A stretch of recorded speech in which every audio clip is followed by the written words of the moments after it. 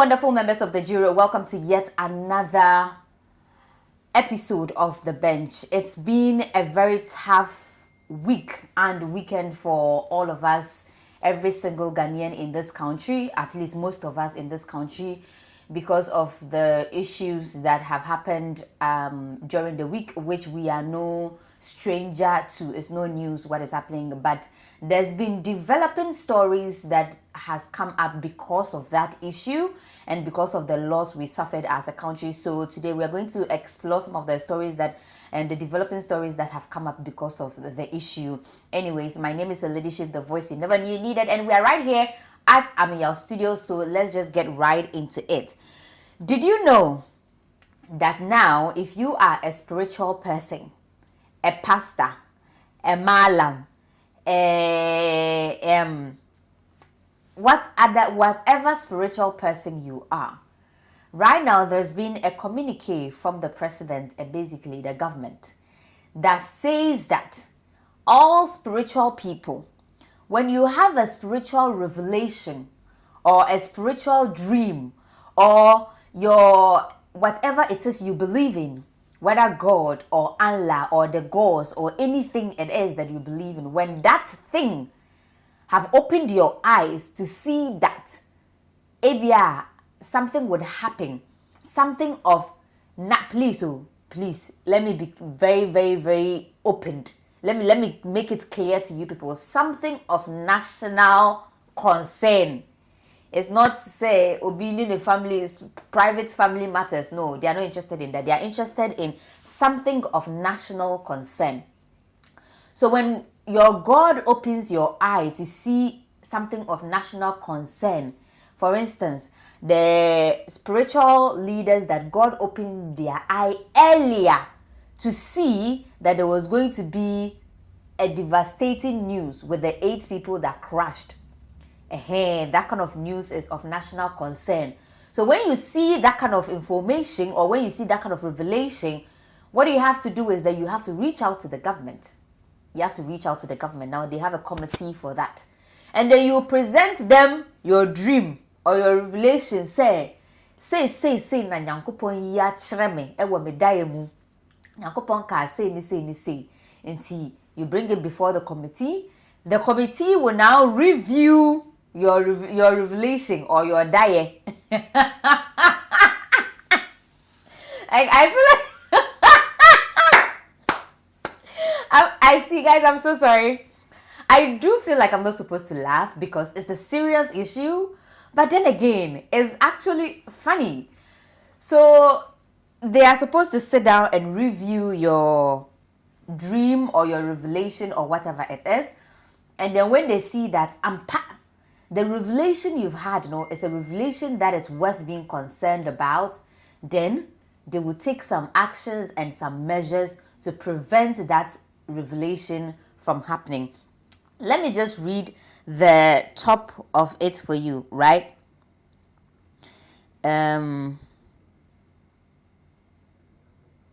In fact, actually, I don't need to read it. I've done justice to the explanation. So that is what it is. So when you have a spiritual revelation, you reach out to the government, the committee, they sit down, they review the revelation and see if they should start putting some measures in place.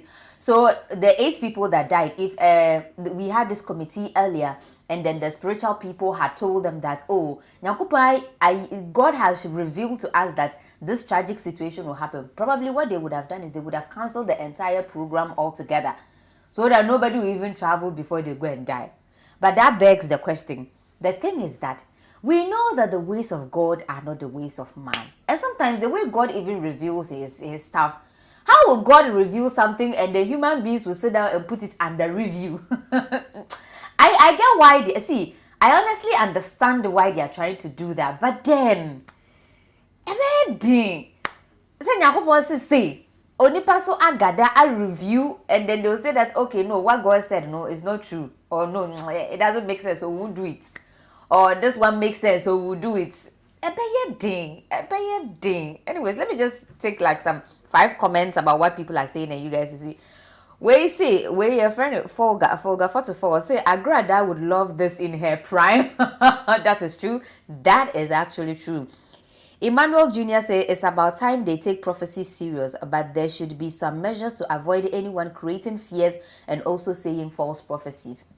That's a problem. That would really, really be a problem.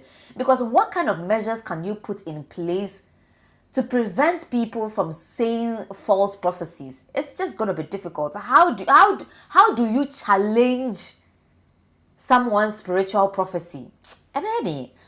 And this one is Amwenima Charity. She says, give one pastor an office to sit at the police station for them to submit to.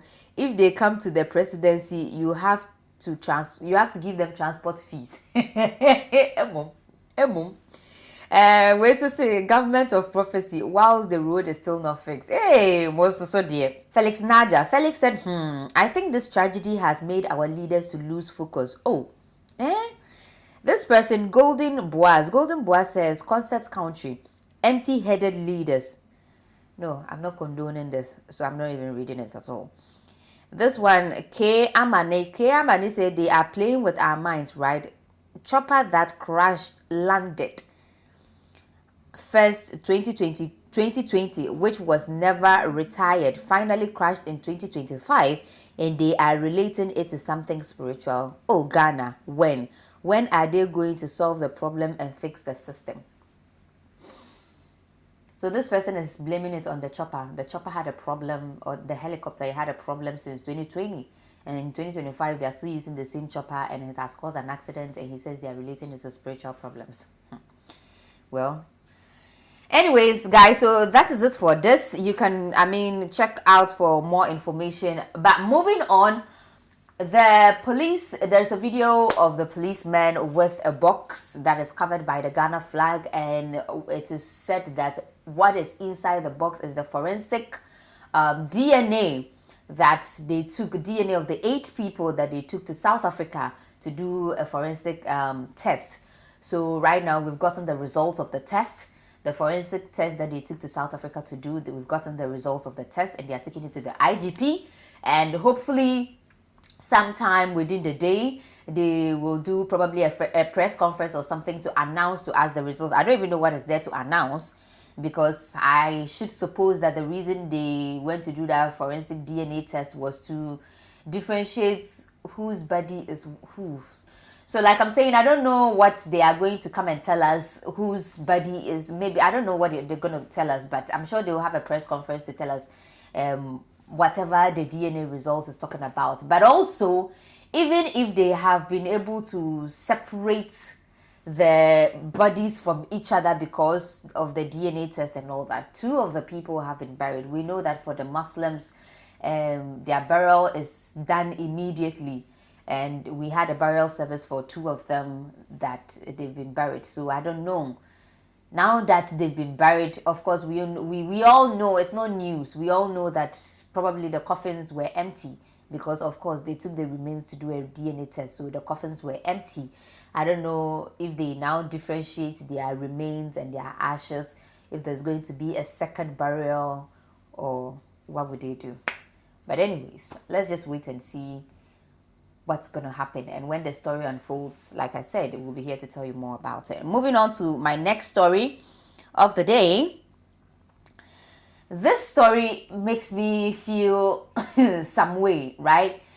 I saw someone's comment and the person said, what we are asking for is consistency. We are looking for the government to be consistent, and we are hoping that they wouldn't do this with the cameras in front of them and then later they would leave it. So there's been illegal miners. 5 illegal miners were arrested at Wasa Domama during a targeted special operation carried out by the Ghana Police Service aimed at combating illegal mining. These fallen 8 heroes that died, they died whilst going to attend a launch for mining, because we are still trying to fight or curb this whole illegal mining situation. And you go and find yourself arrested by the police or the people in or the military or something because you are doing illegal mining. Honestly, because at this point we are still pained. The country is still pained by what happened. And a lot of people might just exert that pain onto you, and they might just do things that probably they are not even supposed to do, because they are still carrying the pain of this whole illegal mining thing. And honestly, when you think about it, it's really painful and annoying that something as this has killed these people, and people are still in the process of it. People are still doing it. People are still doing the illegal mining.